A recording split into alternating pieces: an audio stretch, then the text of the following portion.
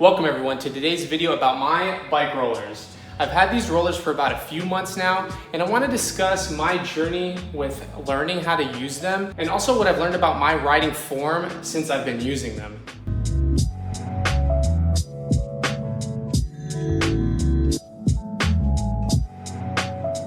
So since I was moving back to Florida, I knew I needed an indoor alternative for riding because the weather out here is very unpredictable and it rains pretty much every day. Also, this ridiculously hot summer that's going on in 2023.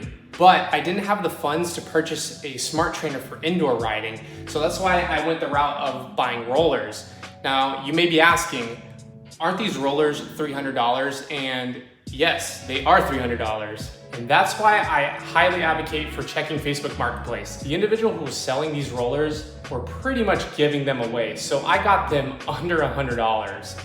I think that was a great deal. So the rollers that I obtained were the Elite Aerion folding bike rollers with mag resistance. 0 feeling like almost nothing. 1 feels like I'm actually riding on the road, and 2 definitely feels like I'm riding uphill.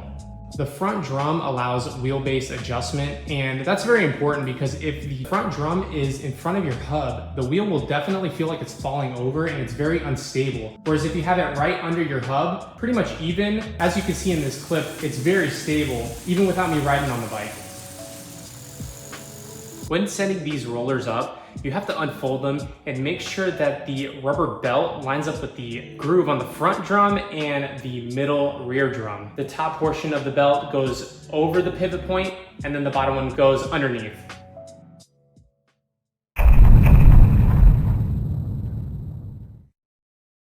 So on my first day, I knew I had to get the wheelbase lined up just right, so that's what I did first. Then I selected the lowest mag resistance. Next was getting on the bike while they were on the rollers, and this can be daunting for some people. For myself, it only took a few minutes to get used to, just because you are pretty much 2 to 3 inches higher off the ground than you normally would be while riding.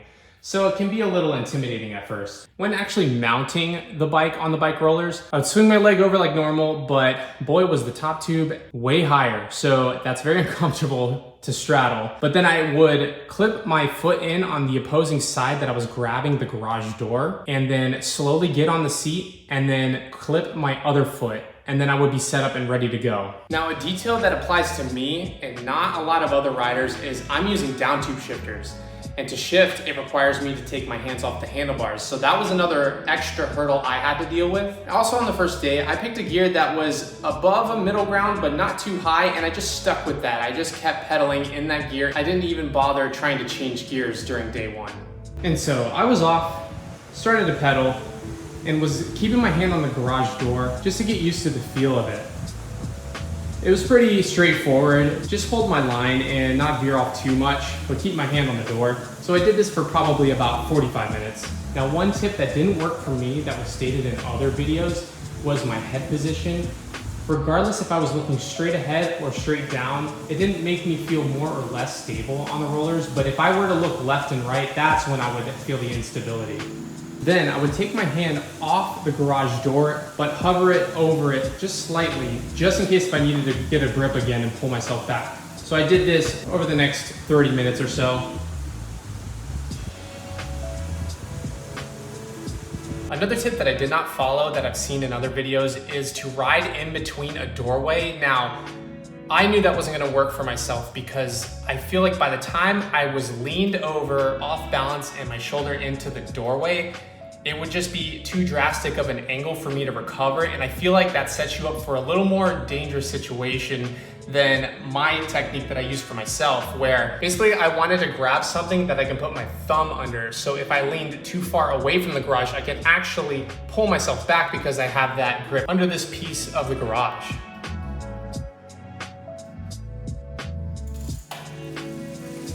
Eventually, I worked my way to moving my hand on the handlebars, and oh, let me tell you, I was having a death grip on it and I kept swerving like crazy. It was pretty scary. But eventually I did relax my shoulders because that's where I was tensing up the most, and I started to hold my line a little bit better as time went on. So that was pretty much the session on day 1. I just stayed in the same gear, no mag resistance, and just got used to having both of my hands on the handlebars.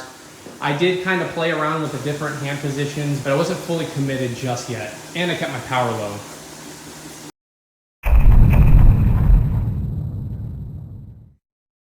So on day 2, I pretty much did the same technique, getting on the bike, pedaling in just one gear. However, I started to slowly reach down for the down tube shifters and getting used to that motion.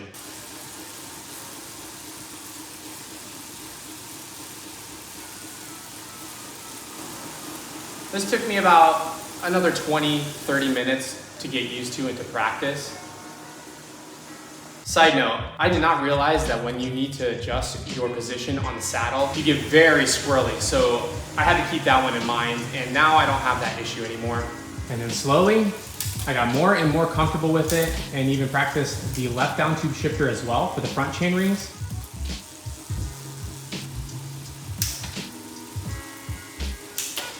And now I'm able to shift the down tube shifters in any hand position on the handlebars.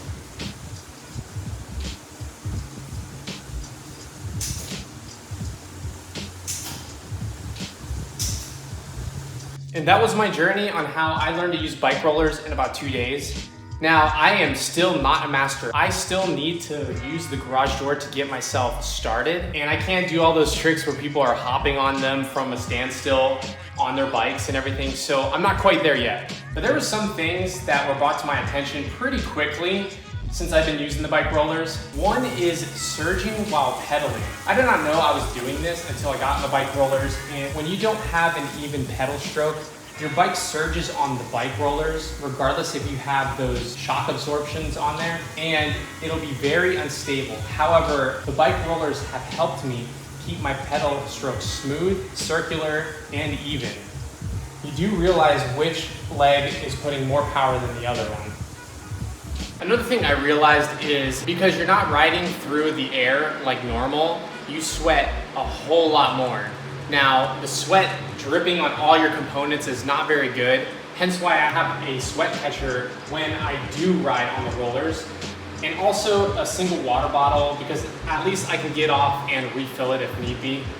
Lastly, you may be hearing some feedback or some noise. That's actually my box fan going because you definitely need airflow while you're riding on bike rollers so you don't overheat. I still need to get gloves. My hands get sweaty and the bar tape absorbs it. Now, with the sweat being absorbed in here and sitting on the metal for a long period of time, I'm pretty sure it's gonna corrode it, but I'll change the bar tape pretty soon.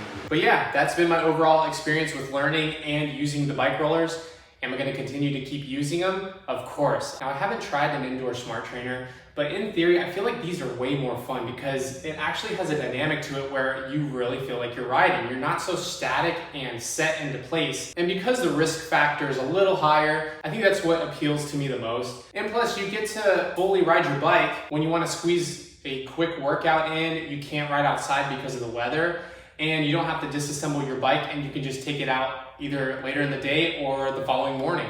Also, you may be wondering how I structure my workouts, and it's all by heart rate. I have different heart rates that I target for a certain period of time. So that's how I structure my workouts while using the bike rollers. Oh, another thing to point out with these bike rollers is when you're putting them away, there are serious pinch spots. But I do hope you enjoyed this video. I feel like bike rollers are probably gonna be the next thing phased out in cycling as everyone's just going to smart trainers. If there's technology, if there's a high price tag, everyone's gonna go for it. But I'm gonna stick with the old school way. I'm gonna stick with the bike rollers. Once again, thank you so much for subscribing, liking, and commenting on all my videos. I really appreciate that. And as always, I'll catch you in the next video.